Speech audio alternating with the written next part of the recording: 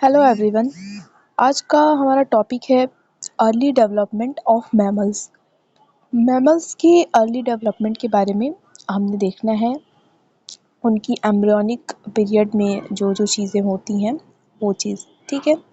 तो देखिए, किसी भी इंडिविजुअल की शुरुआत होगी जब एक एग और एक स्पर्म फर्टिलाइज होंगे और क्या बनेगा, एक जाइगोट बनेगा, ठीक।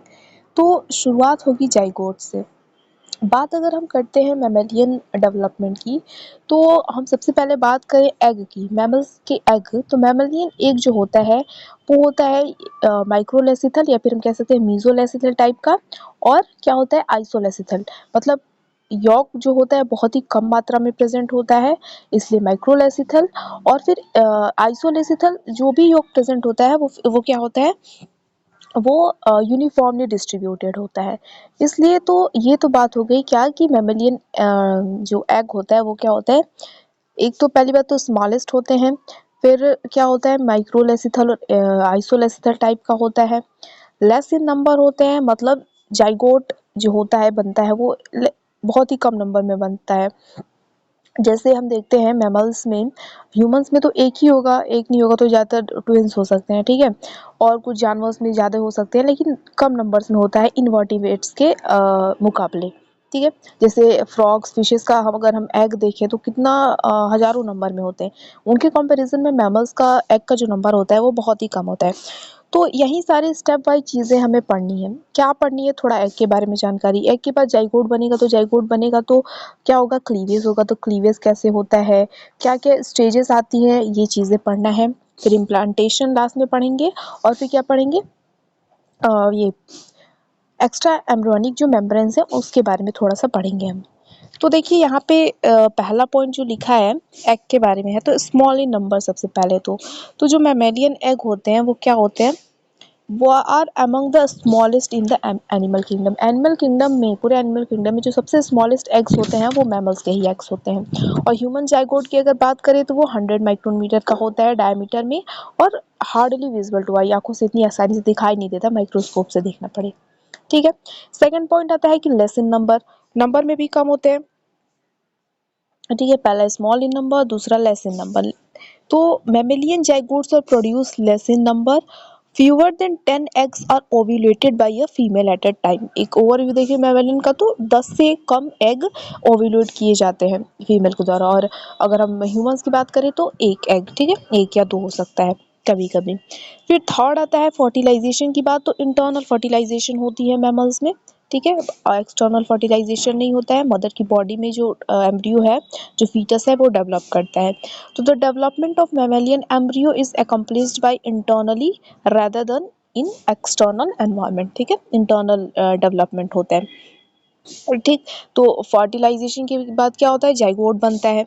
तो जाइगोट बनता है तो मैमेलियन उसमें क्या होता है, क्लीवेज होता है। क्लीवेज क्या होता है, माइटोसिस डिवीजन होता है, जिससे सेल्स बढ़ते रहते हैं। एक जाइगोट एक सेल है, और मल्टी सेलुलर होने की इसमें कई सारे डिवीजन होंगे, कई सारे सेल्स बनेंगी, तो क्लीवेज होता है। तो जो मैमेलियन क्लीवेज होता है ना, वो भी और सारे जो ऑर्गेनिजम्स हैं उनके अलग होता है, ठीक है। ये भी क्लीवेज भी यूनिक तरीके का होता है। देखिए यहाँ पे दिया है कि फर्टिलाइजेशन, सॉरी, जो भी पूरा प्रोसेस है उसके बारे में कि होता क्या है फर्टिलाइजेशन। तो मैमलियन अगर ह्यूमन की हम बात करें तो एम्पुलर रीजन में क्या होता है, फर्टिलाइजेशन होता है। तो देखिए ये क्या है, ये सेकेंडरी oocyte है। सेकेंडरी oocyte में क्या हुआ, स्पर्म आता है, बी फिगर स्पर्म आया, स्पर्म आया तो फर्टिलाइजेशन हुई, यहाँ पे क्या हुआ, जाइगोट बना। जाइगोट में बना तो क्लीवेज हुआ, पहला क्लीवेज हुआ, 2 सेल्स बन गए। दूसरा क्लीवेज हुआ, 4 सेल्स बन गए। नेक्स्ट क्लीवेज हुआ, मोरुला स्टेज आई, ठीक है, 16 सेल हुई। तो देखिए होता क्या है, ये ओवरी है, ठीक है, ये ओवरी है। ओवरी में ओवरी रिलीज करती है, ये फिम्बरी की मदद से ओवरी जाता है यहाँ पे, ठीक है, ट्यूब, फैलोपियन ट्यूब में जाएगा। फिर क्या होगा, यहाँ पे पहुंचा, यहाँ पे एम्पुला रीजन में क्या हुआ, फर्टिलाइजेशन हुआ। फर्टिलाइजेशन होते रहता है तब मतलब फर्टिलाइजेशन होता रहता नहीं, फर्टिलाइजेशन होने के बाद अब जाइगोट जो बना उसमें क्लीवेज होते थे। तो यहाँ पे 2 सेल स्टेज बनी, फिर 4 सेल स्टेज बनी, फिर 8 सेल स्टेज, फिर 16 सेल स्टेज। और यहाँ यूटेरस की वॉल में, एंडोमेट्रियम में, यूटराइन वॉल में, एंडोमेट्रियम में इम्प्लांटेशन होती है। इम्प्लांटेशन मतलब जो एम्ब्रियो होता है, बेसिकली जो ब्लास्टुला होता है वो यहाँ पे इम्प्लांट किया जाता है यूटेरस की वॉल में, एंडोमेट्रियम में उसको इम्प्लांट किया जाता है। तो यही सारी चीज़ें हमें देखनी है कि कब किस स्टेज पे होता है, कैसे होता है, ठीक है। तो ये एक डायग्राम है उसको समझने के लिए। नेक्स्ट क्या है कि देखिए, before fertilization the mammalian oocyte is release from the ovary and swept by the fimbriae in the oviduct. मतलब फर्टिलाइजेशन से पहले ओवरी से सेकेंडरी जो oocyte होता है वो रिलीज होता है फिम्बरी की मदद से। और क्या होता है, सीलिएटेड एपिथेलियम होती है, सीलिया प्रेजेंट होती हैं लेयर में उसकी फैलोपियन ट्यूब की, तो वही उनको आगे क्या करती है, पुश करती रहती है उनको। और फिर एम्पुला रीजन में क्या होता है, फर्टिलाइजेशन हो जाती है। नेक्स्ट फर्टिलाइजेशन की बात दी गई तो fertilization occurs in ampulla of the oviduct, a region close to the ovary. Ovary के क्लोज एक रीजन होता है जिसे हम एम्पुला कहते हैं, थोड़ा स्वेलन पार्ट होता है, वहीं पे फर्टिलाइजेशन होता है। और मियोसिस कंप्लीट होती है कब, जब स्पर्म एंट्री करता है। हम जानते हैं ना कि सेकेंडरी oocyte में रहता है वो, जब मेटाफेज 2 के स्टेज पे रोका गया रहता है उसको, जब स्पर्म उसको फ्यूज कर देता है तभी मियोसिस कंप्लीट हो जाती है। और फर्स्ट जो क्लीवेज होता है वो 1 दिन के बाद शुरू होता है। क्लीवेज भी बहुत ही स्लोवेस्ट क्लीवेज पाया जाता है मेमेलियन में। तो नेक्स्ट पॉइंट यही लिखा है कि cleavage in mammalian eggs are among the slowest in the animal kingdom. Animal kingdom में जो स्लोवेस्ट क्लीवेज है वो देखा जाता है, सॉरी मेमेलियन में, एनिमल किंगडम में मेमेलियंस में क्या देखता है, मैमल्स में देखा जाता है सबसे slowest cleavage. The cilia in the oviduct push the embryo toward the uterus. अभी हमने बात की जो ये है ना, ये पूरा तो इसमें क्या होता है ना, सीलिएटेड एपिथेलियम, तो सीलिया होती है वहीं उनको पुश करती रहती है। The first cleavage occurs along this journey, और पहला क्लीवेज भी इसी जर्नी में होता रहता है। यहाँ पे देखिए, यहाँ पे ट्यूब में ही है तभी क्लीवेज शुरू हो चुका है, तो यही बात यहाँ पे लिखी है। अब आया रोटेशनल क्लीवेज। रोटेशनल क्लीवेज होता है मैमल्स में क्या ऐसा, और रोटेशनल क्लीवेज क्या होता है कि देखिए, जो पहला क्लीवेज होता है ये है एक, तो इसमें पहला क्लीवेज ऐसे होगा, मेरिडियनल प्लेन। देखिए क्लीवेज के बारे में पूरी डिटेल क्लीवेज के बारे में पूरी डिटेल क्लास, और उसके अलावा गैस्ट्रुलेशन वगैरह की भी क्लास हो चुकी है। यहाँ पे हम सिर्फ एक पूरा ओवरव्यू देखेंगे और क्या क्या स्टेजेस आती हैं ये देखते हैं। तो देखिए मेरिडियनल प्लेन में पहला क्लीवेज होता है, तो मेरिडियनल प्लेन इसे कहते हैं हम ऐसे, ठीक है। तो ये 2 सेल बन गए। अब दूसरा क्लीवेज जो होता है ना, तो एक सेल में तो मेरिडियनल क्लीवेज होगा, मतलब ऐसे ही क्लीवेज होगा, और दूसरा सेल है इसमें ऐसे क्लीवेज होता है। तो जब ऐसा क्लीवेज होता है जिसमें जो दोनों सेल्स बने हैं उनमें अलग अलग तरीके का क्लीवेज पैटर्न देखा जाए, तो इस तरीके के क्लीवेज को रोटेशनल क्लीवेज कहा जाता है। और रोटेशनल क्लीवेज क्या होता है, ह्यूमंस का एक बहुत ही इसकी कैरेक्टरिस्टिक्स फीचर है मैमल्स का, ठीक है। मैमल्स में रोटेशनल क्लीवेज देखा जाता है। क्या होता है रोटेशनल क्लीवेज, जैसे ये पहला, ये जाइगोट है तो पहला मेरिडियनल प्लेन में होता है डिवीजन, तो 2 सेल बन गया। दूसरा क्लीवेज तो एक सेल में तो मेरिडियनल प्लेन में ही होता है, लेकिन एक सेल में ऐसे होता है इक्वेटोरियल प्लेन में। तो इस तरीके के क्लीवेज को क्या कहा जाता है, रोटेशनल क्लीवेज कहा जाता है। देखिए पॉइंट लिखा है कि the first cleavage normal meridional division होता है, और सेकंड क्लीवेज में क्या होता है, one of the two blastomere divides meridionally. एक जो ब्लास्टोमियर होता है वो मेरिडियनली डिवाइड करता है और अदर इक्वेटोरियली डिवाइड करता है, और इस तरीके के क्लीवेज पैटर्न को क्या कहा जाता है, रोटेशनल क्लीवेज। तो मैमल्स में कंप्लीट होलोब्लास्टिक क्लीवेज होता है, और पैटर्न होता है क्या, रोटेशनल क्लीवेज का पैटर्न होता है, ठीक है। नेक्स्ट क्या होता है, एसिंक्रोनस सेल डिवीजन होता है। एसिंक्रोनस मतलब एक ही टाइम पे सारे ब्लास्टोमियर्स जो होते हैं वो डिवाइड नहीं करते हैं। ब्लास्टोमियर्स क्या होते हैं, डिवीजन के बाद जितने भी सेल बनते हैं ना, तो उन सबको ब्लास्टोमियर कहा जाता है। तो सारे ब्लास्टोमियर एक ही टाइम पे डिवाइड नहीं करते हैं, और ऐसे 2, 4, 8, 10 ऐसे 8, 16 ऐसे सिंक्रोनस वे में डिवीजन नहीं होता है। ज़्यादातर ऑड नंबर्स में डिवीजन होता रहता है मैमल्स में, जैसे 1 के बाद 3, 3 के बाद 5 ऐसे सेल्स बनते रहते हैं। तो इस तरीके का क्या होता है, ये एसिंक्रोनस सेल डिवीजन होता है। नेक्स्ट इंपॉर्टेंट चीज़ क्या होती है कि मैमल्स में जो जीनोम होता है उसका अर्ली एक्टिवेशन हो जाता है। मतलब जब जाइगोट बनता है डिवीजन के बाद, तो शुरुआती दौर में ना क्या होता है ना कि मैटरनल कंट्रोल होता है उस पे, जो मैटरनल जीन्स होते हैं, फैक्टर्स होते हैं, वो उसको रेगुलेट करते हैं। लेकिन कुछ टाइम के बाद क्या हो जाता है, मैमल्स में वही चीज़ बहुत ही अर्ली एक्टिवेशन हो जाता है वो जीनोम का, वो जाइगोट खुद ही क्या हो जाता है, रेगुलेट करने लगता है चीज़ों को। तो देखिए यहाँ पे लिखा है कि the mammalian genome is activated during early cleavage stage and produces the proteins necessary for the cleavage to occur. उस जाइगोट में क्लीवेज होने के लिए जो प्रोटीन्स नेसेसरी है उनको बनाता है। तो माउस और गोट में क्या होता है कि मैटरनल से जाइगोटिक क्लीवेज कंट्रोल शुरू हो जाता है 2 सेल स्टेज पर ही, और ह्यूमस में क्या होता है 4 से 8 सेल स्टेज पे ये चीज़ होती है। ठीक है, तो इसके बाद कॉम्प्लेक्शन। देखिए इतनी जो सारी चीज़ें पढ़ी है ना हमने, तो एक बार इनको एक जगह लिखते हैं, रिवाइज कर लेते हैं, क्योंकि ये सिर्फ पॉइंट पॉइंट वाली चीज़ें थी, तो ऐसे मैंने पढ़ के भी बताया। देखिए, तो देखिए हम क्या कर रहे हैं, अर्ली डेवलपमेंट देख रहे हैं मैमल्स का, अर्ली डेवलपमेंट ऑफ मैमल्स। इसमें जो अब तक हमने चीज़ें देखी, एक जगह उसको नोट करते हैं। सबसे पहले बात करते हैं हम एग की। एग होता है माइक्रोलेसिथल, माइक्रोलेसिथल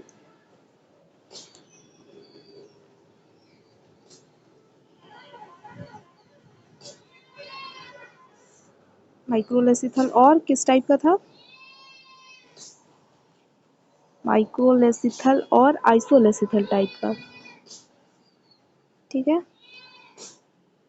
मतलब एक तो स्मॉल एग भी होता है, मतलब ये कोई एग है तो इसमें यॉक की मात्रा बहुत ही कम होगी और यूनिफॉर्मली डिस्ट्रीब्यूटेड होगा। ठीक है, ये हो गया। नेक्स्ट चीज़ क्या होती है,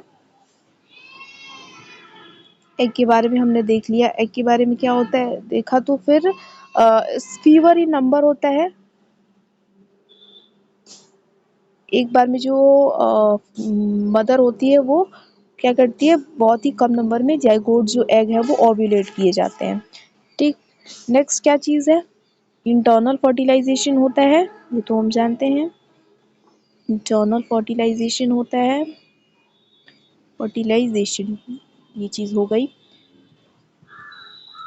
फोर्थ क्या होता है, फोर्थ फर्टिलाइजेशन हो गई, क्लीवेज वो हो गया, जाइगोट बन गया। जाइगोट बन गया तो क्लीवेज कैसा होता है, कंप्लीट होलोब्लास्टिक क्लीवेज होता है, मतलब पूरे एग में ही डिवीजन होता है।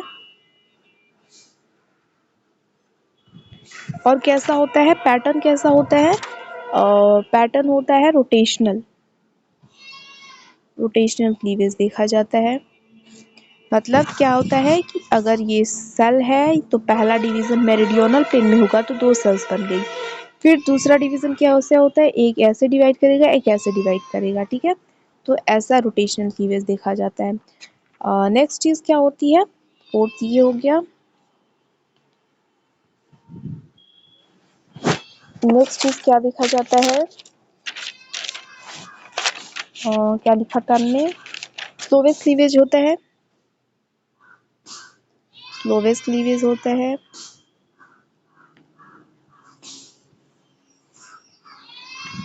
सिक्स क्लीवेसिस एसिंक्रोनस होता है, सारे ब्लास्टोमियस एक ही टाइम पे डिवाइड नहीं करते हैं। ठीक है, और इसके बाद क्या हमने देखा कि जो मैटरनल से जाइगोटिक एक्टिवेशन जो है वो अर्ली शुरू हो जाता है, बहुत ही जल्दी शुरू हो जाता है। ह्यूमंस में 4 से सेल स्टेज पे ही शुरू हो जाता है। ये सारी चीज़ें अभी हमने देखा। ठीक है, ये एक ओवर व्यू हो गया जितना भी हमने। अब देखिए क्या होता है ना, डिवीज़न करने के बाद ये डिवीज़न नहीं, मतलब ये जाइगोट बन गया मान लीजिए। जाइगोट में फर्दर डिविजन्स हुए, 2 सेल स्टेज आई, फिर 4 सेल स्टेज आई, फिर 8 सेल स्टेज आई। ठीक है, ऐसा कुछ हुआ। फिर क्या होता है ना, जब 8 सेल ये स्टेज आती है ना, इसको अच्छे से बना लेते हैं हम। ये मान लीजिए जाइगोट है, इसमें 8 सेल स्टेज आई। ठीक है, 8 सेल मान लीजिए। तो क्या होता है ना, ये शुरुआत में जब क्या होते हैं, ये बहुत ही लूजली पैक्ड होते हैं, लूजली पैक्ड होते हैं, मतलब इनमें स्पेसेस बहुत ज़्यादा होते हैं, जगह इन 8 हो, मान लीजिए 8 बॉल से समझिए, तो इनके बीच में क्या होती है, जगह ज़्यादा होती है, लूजली पैक्ड होते हैं। लेकिन क्या होता है फिर कुछ इन ब्लास्टोमियस में ई कैडहेरेंस जो प्रोटीन होते हैं वो एक्टिवेट होते हैं, और फिर ये टाइटली बाइंड हो जाते हैं एक दूसरे से, इनके बीच में टाइट जंक्शंस, गैप जंक्शंस बन जाती हैं जो इनको एक दूसरे से बांध के रखती है। तो मतलब क्या होता है, ये एक कॉम्पैक्ट बॉल बन जाती है। ठीक है, तो इसी प्रोसेस को कॉम्पैक्शन कहा जाता है। कॉम्पैक्शन मतलब पहले जो 8 सेल स्टेज पे जो ब्लास्टोमियस होती हैं वो बहुत ही लूजली पैक्ड होती है, लेकिन फिर क्या होता है जो ई कैरियर्स जो प्रोटीन होते हैं वो क्या हो जाते हैं, वो एक्टिव हो जाते हैं और फिर क्या होता है ये फिर टाइटली पैक हो जाती हैं ये बॉल। और टाइटली पैक होने का जो ये प्रोसेस है उसी को क्या कहा जाता है, कॉम्पैक्शन कहा जाता है। ठीक, फिर कॉम्पैक्शन तो हो जाती है लेकिन थोड़ा बहुत स्पेस इनके बीच में होता है सेल्स के बीच में, ताकि कुछ स्मॉल मॉलिक्यूल्स आयन वगैरह पास कर सके उसमें। तो ये होता है कॉम्पैक्शन का प्रोसेस 8 सेल स्टेज पे। अब नेक्स्ट चीज क्या होती है, 8 सेल स्टेज के बाद 16 सेल स्टेज आएगी मोरुला की। ठीक है, ये 8 सेल स्टेज था। ठीक है, अब इस 8 सेल स्टेज के बाद क्या आएगी, 16 सेल्ड स्टेज आती है जिसे हम क्या कहते हैं, मोरुला। और एक बहुत ही इंपॉर्टेंट स्ट्रक्चर, इसमें बहुत ही इंपॉर्टेंट चीजें होंगी। ठीक है, तो इसमें क्या होता है कि जब 16 सेल स्ट्रक्चर बन जाता है, मतलब डिवीजन करते करते जब 16 सेल्स हो जाते हैं, तो क्या होता है ना कि इस टाइम पे जो सेल्स होती हैं वो डिफरेंशिएट कर जाती हैं दो तरीकों के सेल्स में। कैसे कि कुछ सेल्स क्या हो जाती है कि ऐसे ऊपर आ जाती हैं, ठीक है, ऐसे बाहर ही आ जाती हैं, कवर कर लेती हैं, इसको बनाने में ज़्यादा हो जाएगा। और कुछ सेल्स क्या होती हैं, ऐसे अंदर आ जाती हैं, अंदर अंदर रहती है, ठीक है, ऐसे अंदर। समझ रहे हैं, 16 सेल स्टेज पे जो मोरुला की स्टेज होती है इसमें क्या होता है कि डिफरेंशिएशन हो जाते हैं। जो ब्लास्टोमियस होते हैं वो खुद को डिफरेंशिएट कर लेते हैं दो तरीकों के सेल में। एक क्या होता है कि बाहर आ जाता है, ऐसे सराउंड कर लेता है, और एक क्या होती है अंदर चली जाती है। तो ये होता है। तो जो सेल बाहर रहती है ना उसको कहते हैं हम ट्रोफोब्लास्ट, ट्रोफोब्लास्ट कहते हैं। और जो सेल अंदर रहती है उसको क्या कहते हैं हम, इनर सेल मास। ठीक है, इनर सेल मास कहते हैं। अब हमको ये देखना है ना कि क्यों कुछ सेल्स जो थी मतलब जो सेल्स, कुछ सेल खुद को डिफरेंशिएट करके ट्रोफोब्लास्ट बनी है और ये जो इनर सेल मास बना है, तो इन दोनों के बीच में अंतर क्या है और क्यों ये वाली सेल्स ही हैं तो ट्रोफोब्लास्ट सेल्स जो है वो बाहर सराउंड हुई हैं और क्यों वही ट्रोफोब्लास्ट बनी है, और ये जो इनर सेल मास है वो क्यों बना है। तो देखिए होता क्या है, इसको समझने के लिए हम ऐसे समझेंगे कि ये क्या है, ये है हमारी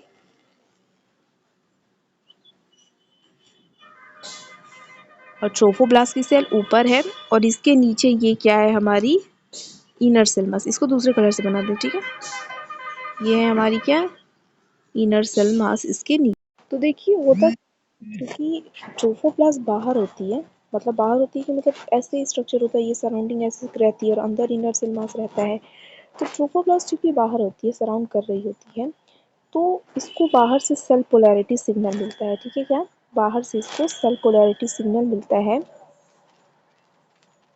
ये सब ट्रोफोब्लास्ट के सेल में हो रहा है, पोलैरिटी सिग्नल मिलता है। और ये क्या करता है ना, इसको एक यहाँ पे मॉलिक्यूल होता है हिप्पो, तो हिप्पो जो सिग्नल होता है इसको ये इनहिबिट करता है।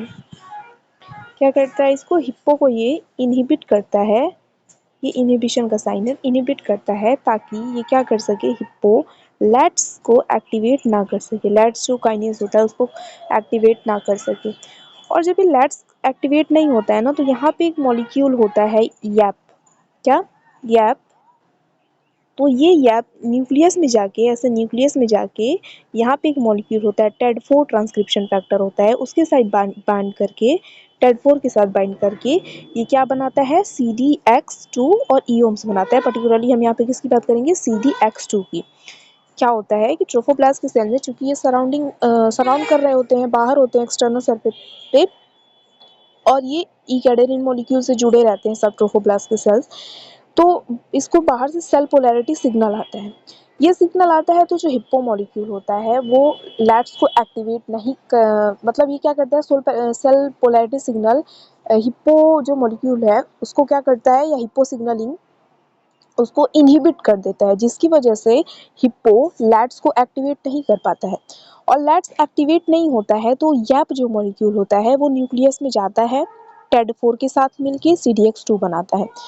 लैट्स का काम क्या होता है, लेट्स काइनेज का, ये याप को फॉस्फोराइलेट कर देता है, जिसकी वजह से याप डिग्रेड होता है, जो चीज़ होती है इनर सेल मास में। ये इनर सेल मास है, एक बार और हम इसको करेंगे, कंक्लूड करेंगे। अभी देखिए इसमें क्या होता है, चूंकि इनर सेल मास भीतर है, ठीक है, ऐसा कुछ स्ट्रक्चर है कि ये क्या है, ट्रोफोप्लास्ट है और यहाँ पे इनर सेल मास है। तो ट्रोफोप्लास्ट को बाहर से सराउंडिंग से सिग्नल आ सकता है, लेकिन इनर सेल मास को नहीं आ सकता, तो यहाँ पे सिग्नल नहीं आता है। यहाँ पे हिप्पो सिग्नल नहीं आता है कोई भी कि हिप्पो को जो इनहिबिट कर सके। तो यहाँ पे जो हिप्पो होता है ना, हिप्पो क्या करता है, लैट्स को एक्टिवेट कर देता है। अब लैट्स एक्टिवेट हो जाता है तो ये क्या करता है, ये याप को क्या कर देगा, फॉस्फोराइलेट कर देगा, याप को फॉस्फोराइलेट कर देता है। याप फॉस्फोराइलेट हो गया तो ये डिग्रेड हो जाता है, याप यहाँ पे खत्म हो गया।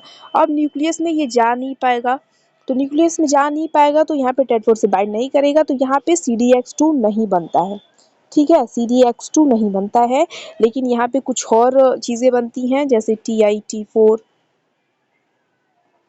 PIT3 वगैरह, SOX2, ऑक्ट4, नैनोग, ये सारी चीज़ें बनती है। अभी हम उसके बारे में पढ़ेंगे, अभी यहाँ पे हम प्रोसेस की बात कर रहे हैं। तो क्या होता है, एक बार फिर से हम रिवाइज करते हैं कि होता क्या है ना, कि देखिए जब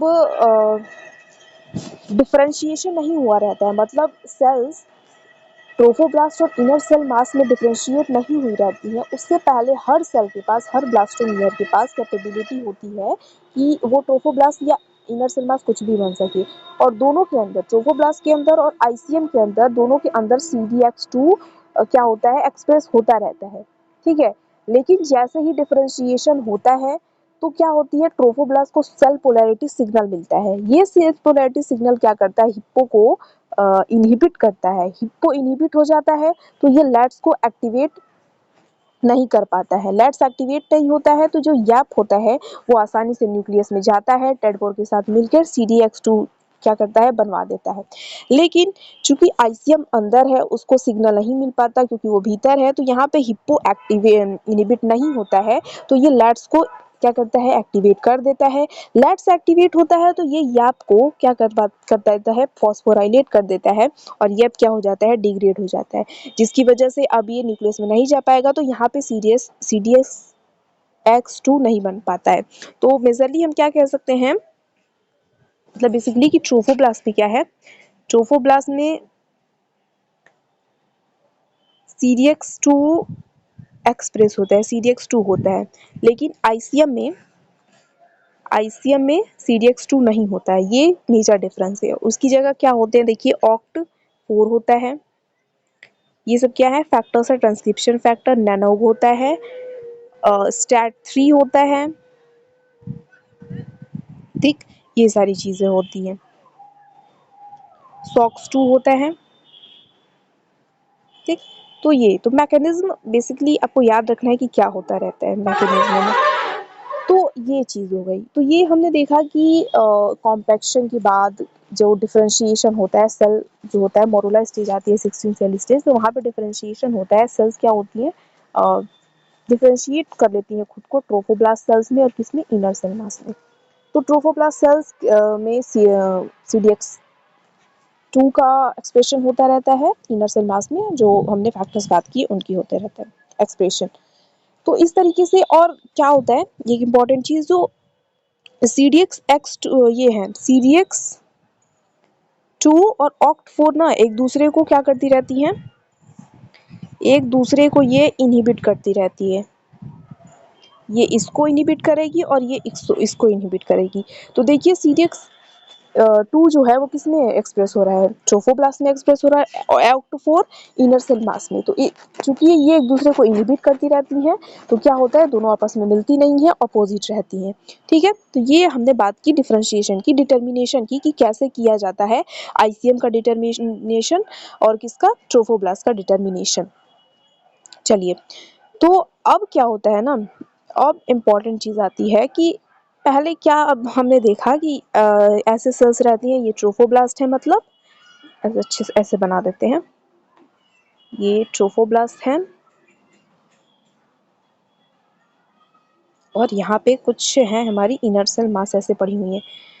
होता क्या है कि पहले इनर सेल मास ऐसे नहीं रहते, ऐसे रहती है, ठीक है।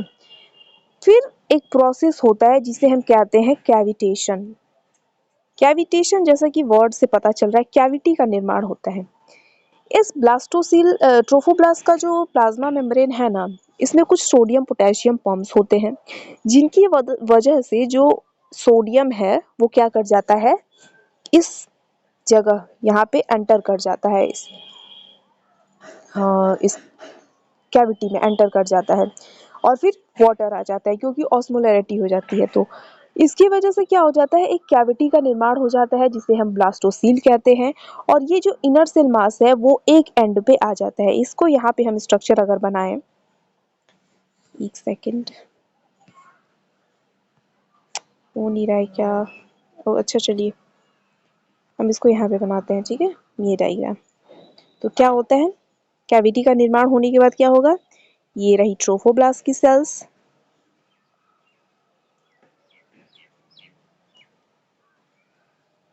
ट्रोफोब्लास्ट की सेल्स हैं, और ये इनर सेल मास एक एंड पे आ जाती है, एक एंड पे आ गई, और ये पूरा क्या हो जाता है, ये पूरा कैविटी बन जाती है, ठीक है। ये पूरा हिस्सा क्या हो गया, एक कैविटी बन गई। इस कैविटी को क्या कहते हैं हम, इसको हटा ही देते हैं हम ना, ये व्हाइट वाला हिस्सा क्या है, कैविटी बन गई। तो इसको क्या कहते हैं हम, इस कैविटी को क्या कहा जाता है, ब्लास्टोसील। और ये जो प्रोसेस जो है कैविटी बनने की, इसको क्या कहते हैं, कैविटेशन।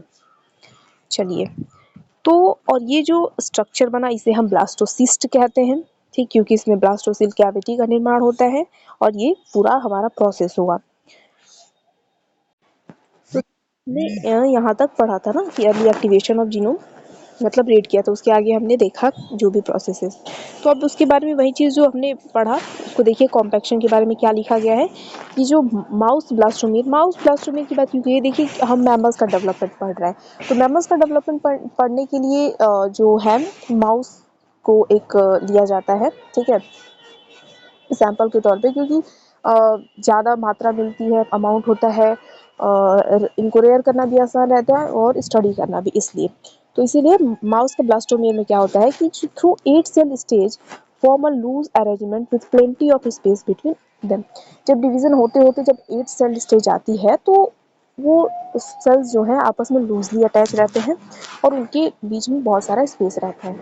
लेकिन फिर क्या होता है, आफ्टर द थर्ड क्लीवेज के बाद 8 सेल बन जाए, एक सेकेंड, हाँ, तो after the third cleavage, cell adhesion proteins like E-cadherin became expressed and blastomeres suddenly clump together and form a compact ball of cells. This phenomenon is called compaction.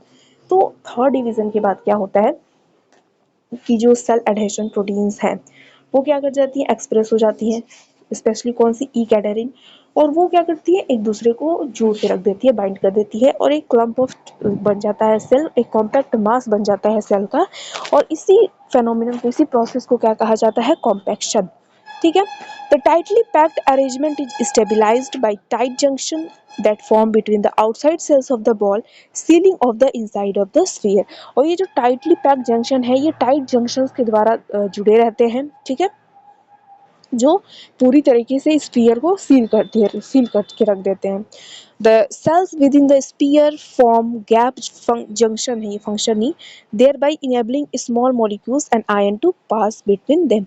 और जो sales होते हैं, जो सेल के बीच में थोड़ी बहुत जगह रहती है तो छोड़ दी जाती है कॉम्पैक्शन के द्वारा, क्यों, ताकि कुछ स्मॉल मॉलिक्यूल्स और आयन्स जो है वो पास कर सकें। तो ये कॉम्पैक्शन की प्रोसेस हुई। इसके बाद हमने क्या देखा था, इसके बाद हमने देखा कि कैसे आईसीएम वगैरह का फॉर्मेशन होता है, ठीक है। तो वही चीज़ देखिए यहाँ पे कैविटेशन प्रोसेस है।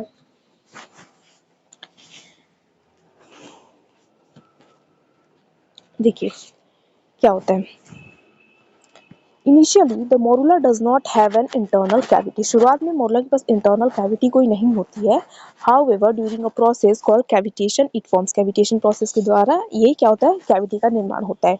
होता क्या है कि ट्रोफोब्लास्ट की जो सेल्स होती हैं वो secrete fluid into the morula to create a blastocoel. जो ट्रोफोब्लास्ट की सेल्स है वो क्या करती हैं, वो एक फ्लूइड सिक्रीट करती हैं मोरुला में ताकि एक ब्लास्टोसिल बन सके।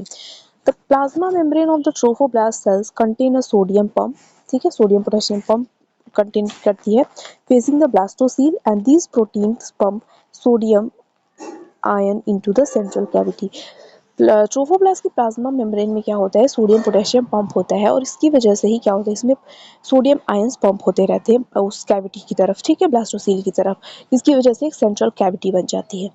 The accumulation of sodium ions draws in water osmotically thus enlarging the blastocele.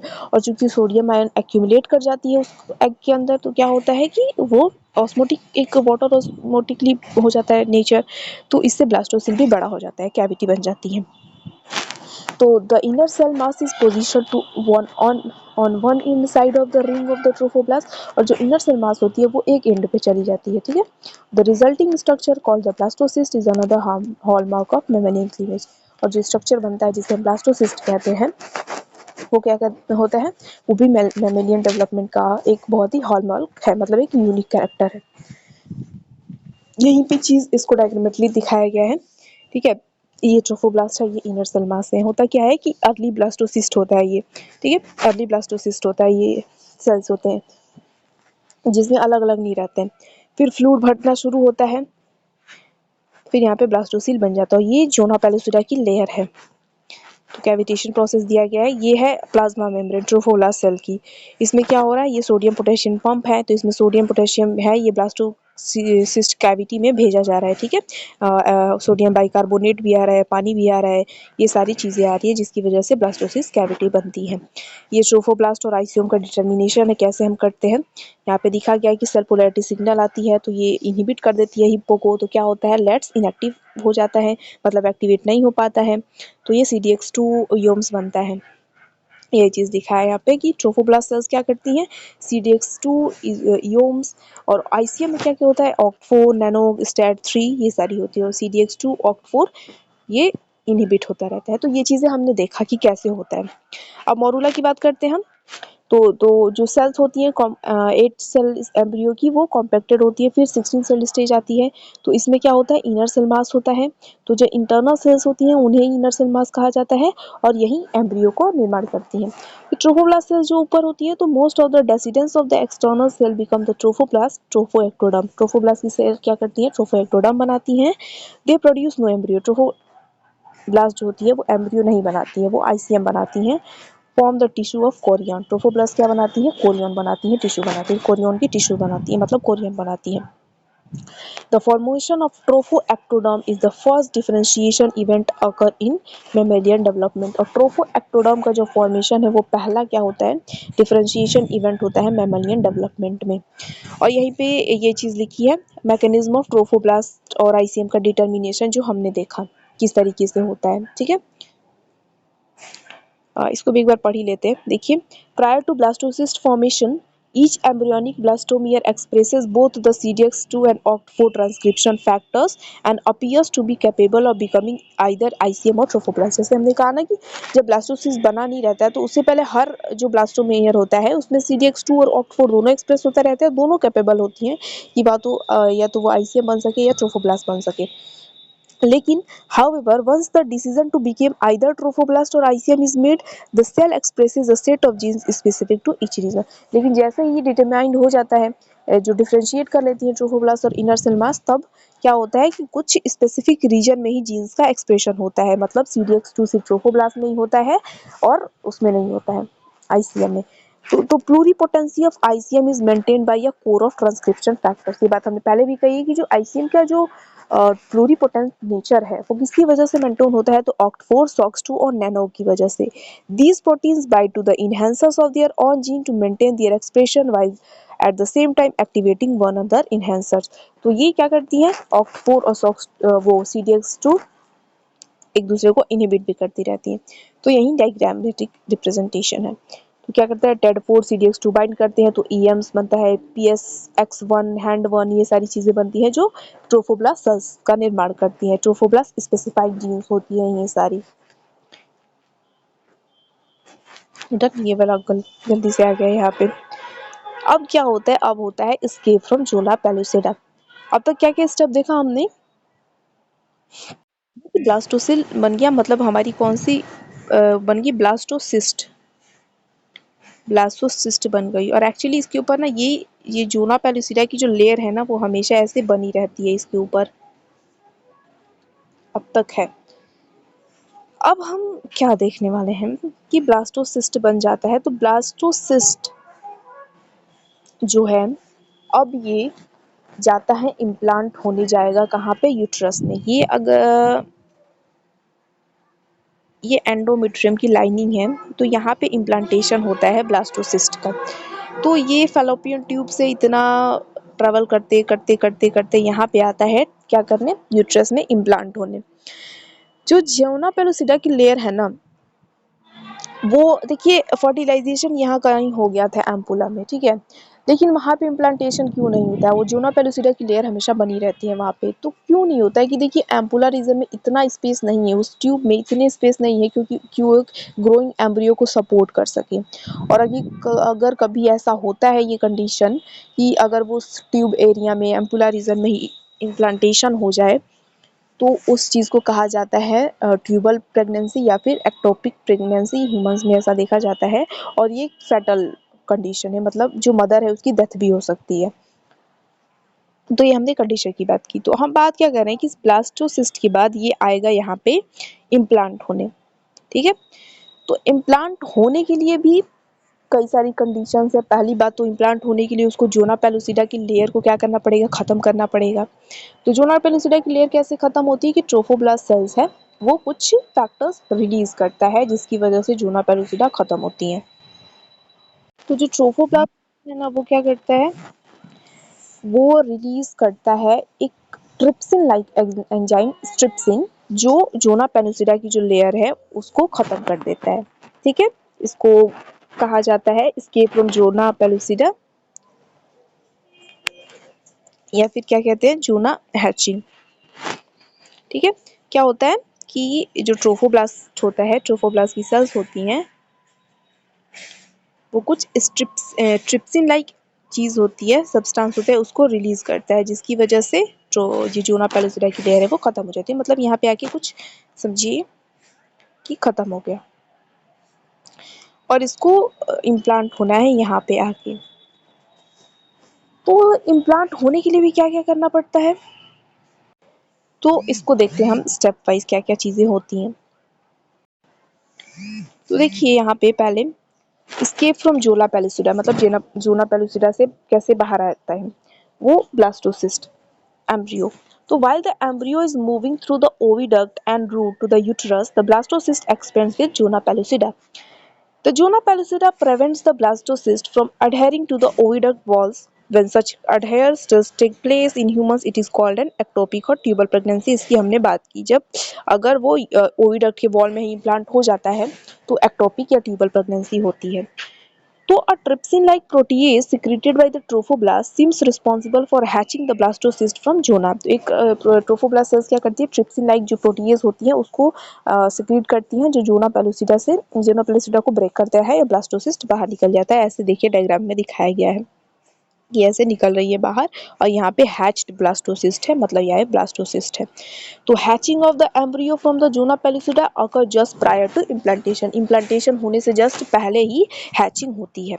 अब इम्प्लांटेशन में क्या होता है, once out the blastocyst can make direct contact with the uterus. एक बार जब ब्लास्टोसिस्ट बाहर आ गया ज़ोना पेलोसिडा से, तो वो यूट्रस से डायरेक्ट कांटेक्ट में आता है। द यूट्राइन एपिथेलियम, एंडोमेट्रियम में क्या होता है, इम्प्लांटेशन होता है, catches the blastocyst on the extra cellular matrix containing collagen, laminin, fibronectin, hyaluronic acid and heparin sulphates receptor. होता क्या है कि अगर ये एंडोमेट्रियम की लेयर है और अरे एंडोमेट्रियम की लेयर है, यहाँ पे इसको इम्प्लांट होना है, तो ये टिश्यू ही है ना, एक्चुअली है तो टिश्यू, यही एंडोमेट्रियम की लेयर मेंस्ट्रुअल साइकिल के दौरान ये ब्लड की लेयर बनी रहती है, क्या हो जाती है, डिग्रेड हो जाती है। तो क्या होता है कि जैसे ही ब्लास्ट यहाँ पे मान लीजिए ब्लास्टुला है इस लेयर पे, तो ये एक्स्ट्रा सेलुलर यहाँ पे मैट्रिक्स है और इस मैट्रिक्स में क्या क्या चीज़ें हैं, कोलाजिन है, लैमिनिन है, फाइब्रोनेक्टिन है, हाइलुरोनिक एसिड है और हिपैरिन सल्फेट के कुछ रिसेप्टर्स हैं। तो होता क्या है, पहला जो ब्लास्टोसिस्ट है वो लूज अटैचमेंट बनाता है इस जगह पे, मतलब समझ रहे हैं कि ये एंडोमेट्रियम की लेयर है और जहाँ पे ब्लास्टोसिस्ट यहाँ पे टच कर रहा है वहाँ पे ये सारी चीज़ें हैं। तो पहले क्या करता है, ब्लास्टोसिस्ट लूज अटैचमेंट बनाता है, तो L selectin on the trophoblast cells adhering to the sulfated polysaccharide on the uterine cell। तो पहले क्या करता है ब्लास्टोसिस्ट, ये जो ट्रोफोब्लास्ट की सेल्स होती हैं वो एल सेलेक्टिन करती हैं, रिलीज करती हैं। जो एल सेलेक्टिन है ट्रोफोब्लास्ट की सेल्स पर वो इससे चिपकती हैं, एडहेयर करती हैं, फिर स्टेबल अटैचमेंट होता है। तो the trophoblast cells synthesize integrin on the trophoblast and uterine collagen, fibronectin and laminin, and they synthesize heparin sulfate proteoglycan precisely prior to implantation। तो स्टेबल अटैचमेंट बनाने के लिए क्या होता है कि जो ट्रोफोब्लास्ट की सेल्स होती हैं वो इंटीग्रिन सिक्रीट करती हैं ट्रोफोब्लास्ट पर, और यूटेराइन कोलाजन, फाइब्रोनेक्टिन, लेमिनिन, ये सारी चीज़ें भी सिंथेसिस होती हैं इम्प्लांटेशन करवाने के लिए। देखिए मतलब इम्प्लांटेशन मतलब ये है चीज़, लेकिन अभी इसके सरफेस पे जब इससे अडहेयर किया ब्लास्टोसिस्ट, अच्छे से इम्प्लांट नहीं हुआ है, अच्छे से उस चीज़ में इम्प्लांट नहीं होगा तो वो क्या हो सकता है, अलग भी हो सकता है उससे। इसीलिए अभी इसको अच्छे से कह सकते हैं, उसको गड्ढा बना के उसमें अंदर इसको बढ़िया से घुसना है यहाँ पे, तो इसके लिए सारी तैयारी कर रहा है ये। तो peak adherence on the trophoblast and uterine endometrium also help to attach the embryo to the uterus। peak adherence होते हैं जो trophoblast पे, वो भी उसको मदद करते हैं वहाँ पे adhere होने में। फिर क्या होता है digestion of uterine tissue। uterine tissue जो होती है उनको digest करके बढ़िया से मैट्रिक्स हटा के उस जगह को खाली करके वहाँ पे वो अच्छे से इम्प्लांट हो जाता है। तो once in the contact with the endometrium, the trophoblast secretes another set of proteases including collagenase, stromolysin, plasminogen activator। These protein is digesting enzymes digest the extracellular matrix of the uterine tissue, enabling the blastocyst to bury itself with the uterine wall। तो digestion of uterine tissue में क्या होता है कि trophoblast और एक set proteases की release करती है जिसमें कोलाजिनेज होता है जो कोलाजन को खत्म करेगा, स्ट्रोमेलाइसिन होता है, प्लाज्मोजिन होता है, एक्टिवेटर होता है। ये सारी जो चीज़ें क्या करती हैं, एक्स्ट्रा सेलुलर मैट्रिक्स को डिग्रेड कर देती हैं, और क्या होता है वहाँ पे जो ब्लास्टोसिस्ट है अपने आप को बढ़िया से बरी कर लेता है। उस हिस्से में ऐसे बरी यहाँ पे आ जाएगा, यहाँ पे हमारा ब्लास्टोसिस्ट और इम्प्लांट हो जाएगा। देखिए क्या होता है कि इम्प्लांटेशन में कि ये एंडोमेट्रियम की लेयर है, तो एंडोमेट्रियम की लेयर में यहाँ पे आया हमारा ब्लास्टोसिस्ट इम्प्लांट होने।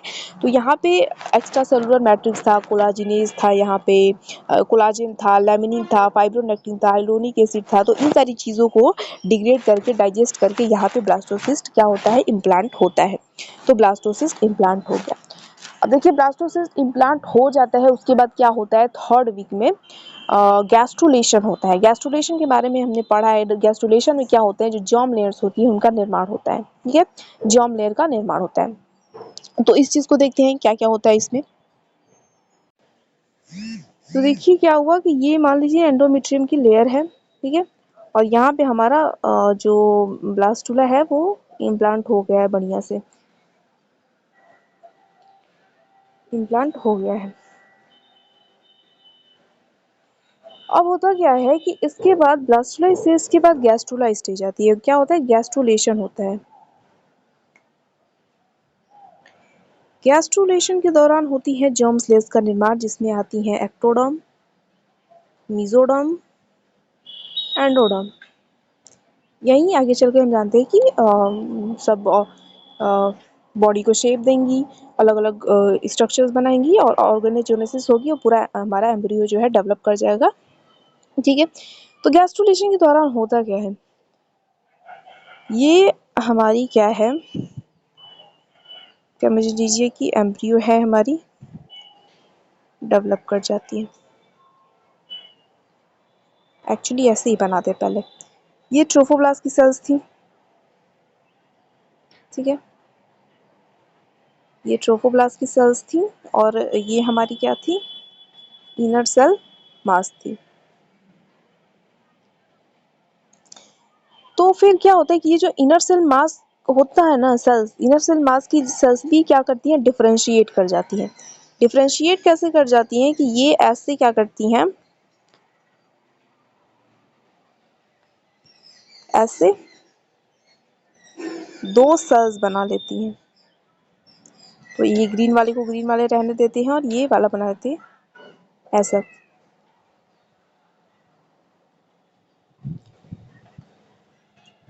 क्या हमने देखा कि जो ये सेल्स होती हैं इनर सेल मास की, वो डिफरेंशिएट करके दो सेल्स बना लेती हैं। एक ये जो ग्रीन वाला है ये होता है एपीब्लास्ट, और ये जो होता है वो हाइपोब्लास्ट। ठीक है, अब इस एपीब्लास्ट में क्या होता है, एपीब्लास्ट को हम ऐसे ले रहे हैं,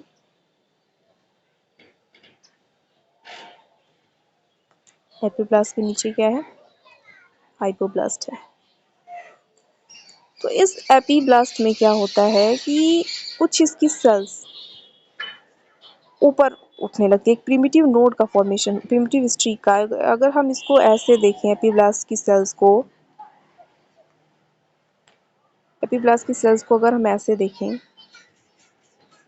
ये एपीब्लास्ट की लेयर है, ठीक है, और इसके नीचे ये क्या है, ये हाइपोब्लास्ट की लेयर है। तो ये एपीब्लास्ट की जो सेल्स है ना, ये कुछ ऊपर सेल्स आने लगती हैं ऐसे बीच में, बिल्कुल एकदम मिड में, तो बीच में उठने लगती हैं। इस चीज़ को हम ऐसे काट के देखें तो ये क्या होता है, यहाँ पे एक बीच में हमें बिल्कुल ऐसा दिखने लगता है, लाइन खींची हुई, ये ऐसा हो रहा है, ये बीच में जा रही है। लेकिन क्या हो रहा है कि अगर हम इसको ऊपर से देख रहे हैं एकदम ओवरी उसको एम्ब्रियो को, तो ऐसा नजर आएगा, आगे चलकर ये एक स्वेलिंग बन जाती है ऐसे। तो इसको कहते हैं प्रिमिटिव स्ट्रीक, इसको कहते हैं प्रिमिटिव नोड। ठीक है, और ये प्रिमिटिव नोड जब बन जाता है तो ये जो सेल्स हैं इसकी, एपीब्लास्ट की ये जो सेल्स हैं, माइग्रेटरी सेल्स, इसमें जाती हैं, ये एक पिट बन जाता है। ठीक है, पिट बन जाता है, एक ऐसे पिट बन जाता है और इसमें जाती हैं और इसके नीचे ही लेयर बना देती हैं। तो एपीब्लास्ट की सेल से ही मीजोडर्म और क्या होता है, एंडोडर्म का निर्माण होता है। और जो सेल्स माइग्रेट नहीं कर पाती हैं, नॉन माइग्रेटरी होती है, वो एक्टोडर्म का लेयर बना देती हैं। तो इसको चीज़ को आप इमेजिन कर पा रहे हैं, जैसे कोई प्लेट लीजिए, ठीक है, और ये प्लेट हमारी मान लीजिए हाइपोब्लास्ट की सेल्स है, और इस प्लेट के ऊपर एक थर्मोकोल रख दीजिए, उसमें एक गड्ढा बना दीजिए और उसमें फिर थर्मोकोल के टुकड़ों को काट काट के आप डालिए, तो यहाँ पे लेयर बन जाएगी थर्मोकोल की, जो टुकड़े कट कट के गिरेंगे। ठीक है, तो सेम यहाँ चीज़ भी होगा। तो बेसिकली हम गैस्ट्रुलेशन में देखते क्या है कि 3 जर्म्स लेयर का निर्माण होता है, एक्टोडर्म, एंडोडर्म और मीजोडर्म का, जो आगे चलकर अलग अलग सिस्टम बनाती हैं, एक्टोडर्म, एंडोडर्म और मीजोडर्म का। तो इसमें प्रिमिटिव स्ट्रीक बनता है, प्रिमिटिव नोड बनता है, और इसी से माइग्रेटरी सेल्स अंदर जाती हैं और क्या करती हैं, लेयर्स बन जाती हैं। तो गैस्ट्रुलेशन हो जाता है, जर्म लेयर्स बन जाती हैं। उसके बाद क्या होता है कि धीरे धीरे एम्ब्रियो हमारा जो है फीटस डेवलप करता रहता है। ठीक है, तो उसके अलावा हमें और क्या देखना है कि formation of extra embryonic membranes के बारे में देखना है कि एक्स्ट्रा एम्ब्रियोनिक, एम्ब्रियो तो आईसीएम से बन जाएगा, ठीक है, एक्टोडर्म, मेसोडर्म, एंडोडर्म बना तो उसके बाद तो पूरी चीज़ बन ही जाएगी। एक्स्ट्रा एम्ब्रियोनिक मेम्ब्रेन्स क्या होती है, जो एम्ब्रियो को छोड़ के जो उसको नरिशमेंट देने वाली मेम्ब्रेन्स है उसको कहते हैं। तो उसमें साइटोट्रोफोब्लास्ट, सिंचियोट्रोफोब्लास्ट आएगा, ब्लड वेसल्स और अम्बिलिकल कॉर्ड आएगा, कॉरियन और डेड्यूसा, प्लासेंटा फॉर्मेशन, इसको देखते हैं। तो साइटोट्रोफोब्लास्ट क्या होती है, साइटोट्रोफोब्लास्ट बेसिकली ट्रोफोब्लास्ट की सेल्स डिवाइड करती है और एक लेयर बना लेती है, जिसको हम क्या कहते हैं, साइटोट्रोफोब्लास्ट। ये एडहेयर, शुरुआत में जो एंडोमेट्रियम से जो एडहेयर करती है वो साइटोट्रोफोब्लास्ट ही होती है। ये साइटोट्रोफोब्लास्ट में प्रोटियोलाइटिक एंजाइम्स होते हैं, ये हेल्प करती है रिमॉडल करने में यूटेराइन, जो यूट्रस की ब्लड वेसल्स हैं उसको, और पैराक्राइन फैक्टर्स भी रिलीज करती है cytotrophoblast. Cytotrophoblast maternal blood vessels को भी अट्रैक्ट करती हैं और gradually displace vascular tissues become lined with trophoblast sales, और ये वैस्कुलर जो टिश्यूज होती है उनको डिस्प्लेस कर देती है और क्या करती है, ट्रोफोब्लास्ट सेल के साथ लाइन कर जाती है। तो हम क्या देख रहे हैं कि एक्स्ट्रा एम्ब्रियोनिक मेम्ब्रेन्स में जो मेम्ब्रेन्स है उनके जो फंक्शन है वो चीज़। सिंचिशियो ट्रोफोप्लास्ट क्या होता है, जो ट्रोफोप्लास्ट की सेल्स है वो डिवाइड करती जाती है, लेकिन सिर्फ न्यूक्लियस डिवाइड करता है, साइटोप्लाज्म नहीं डिवाइड करता। और सिंचिशियो मतलब जहाँ भी हम जाते हैं कि न्यूक्लियस जब बहुत ज़्यादा हो जाते हैं तो सिंचिशियल कहते हैं। तो इसमें भी क्या होता है कि जो ट्रोफोप्लास्ट की सेल्स होती है, न्यूक्लियर डिवीजन होता है लेकिन साइटोकाइनेसिस नहीं होता है, तो मल्टी न्यूक्लिएटेड बन जाता है। मल्टी न्यूक्लिएटेड सेल्स फॉर्म सिंचिशियो ट्रोफोप्लास्ट, ट्रोफोप्लास्ट की लेयर से डिवाइड कर रही हैं। सिंचिशियो ट्रोफोप्लास्ट किस में हेल्प करता है, progression of embryo into uterine wall bye digesting uterine tissue. ये यूटेराइन टिश्यू को डाइजेस्ट करके बढ़िया से उसको एम्ब्रियो के प्रोग्रेशन में मदद करता है। ठीक है, ये सिंचिशियो ट्रोफोप्लास्ट का काम होता है। फिर ब्लड वेसल्स और एम्बिलिकल कॉर्ड के बारे में क्या है, तो mesodermal tissues extend outward from embryo.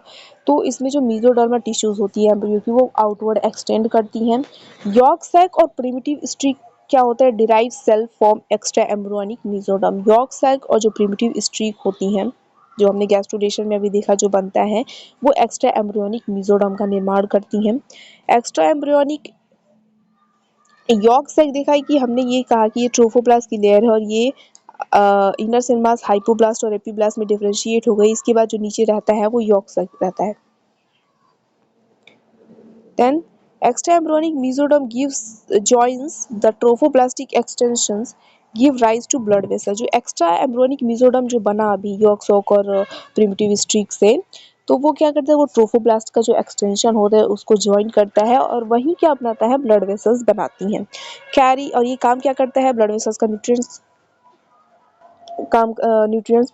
का क्या करना, ट्रांसपोर्ट करना काम है अम्बिलिकल कॉर्ड का, ब्लड वेसल्स का। तो क्या करता है ये, carry nutrients from mother to embryo, narrow connecting stalk forms the vessels of umbilical cord। और जो पतले पतले कनेक्टिंग स्टॉक्स होते हैं वही umbilical cord का वेसल का काम करते हैं। नेक्स्ट कोरियन और डेसिडुआ की बात करें तो क्या होता है, तो fully developed extra embryonic organ trophoblast tissue plus blood vessels containing mesoderm. ये क्या करती है, डेसिडुआ, जो प्लेसेंटा मदर के पार्ट से आता है उसको डेसिडुआ कहते हैं, ठीक है। तो जो डेसिडुआ है वो मैटरनल पोर्शन से आता है और फीटल पोर्शन का कोरियन होता है, गैसियस एक्सचेंज वगैरह में मदद करता है ये, ठीक। तो ये हमने देखा एक्स्ट्रा एम्ब्रियोनिक मेम्ब्रेन्स के बारे में।